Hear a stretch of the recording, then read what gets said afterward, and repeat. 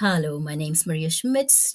Today I welcome you to Madeleine Albright's book entitled Fascism. The real question is who has the responsibility to uphold human rights? The answer to that is everyone, she says.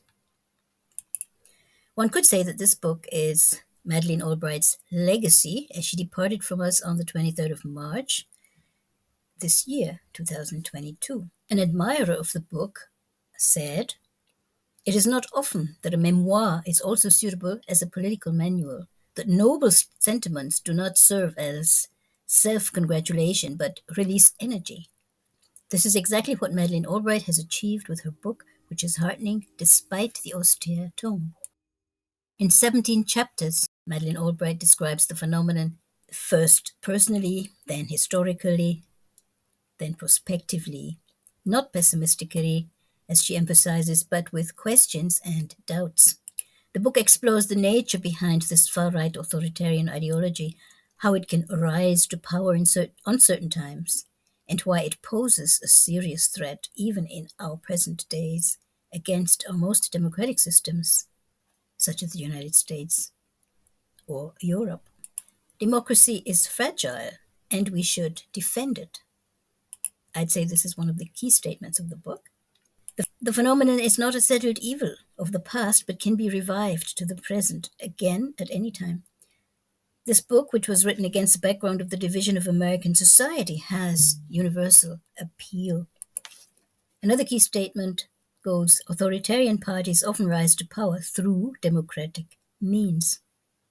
The United States of America, that weather-beaten, longest-serving democracy, had a wake-up call after the rule of Barack Obama. The greatest danger of becoming fascist is falling asleep, not staying on your toes, not believing that it can happen. In the original text, Madeleine Albright says, cosmopolitanism is less in vogue than nativism. Isn't this strange when everybody was talking about globalization up to 2018 at least? And longer, I guess. The author wanted to point out what she perceived could not be repeated often enough. It's all been there, it can always come back, and that's why we should not fall asleep. Every time has its fascism. She quotes Primo Levi from the 1960s. This quote appears in her work too. The author had to flee with her family from Prague to London as a war child, and again to the USA after the war. How she survived the bomb war in Notting Hill. This is what she talks about, and how she was particularly exposed to fascism and totalitarianism as a member of a diplomatic family. However, this is not a book about migration. Albright traveled the globe as she did during her tenure as Secretary of State under Bill Clinton. She reports on how Poland, Italy, the Czech Republic, and other European countries are producing new right-wing hegemonies. By way of definition, the book gives a glimpse of what the phenomenon means.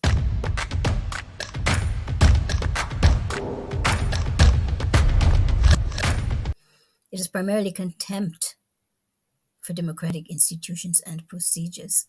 Moreover, it is when certain groups of the population are declared to be the enemy.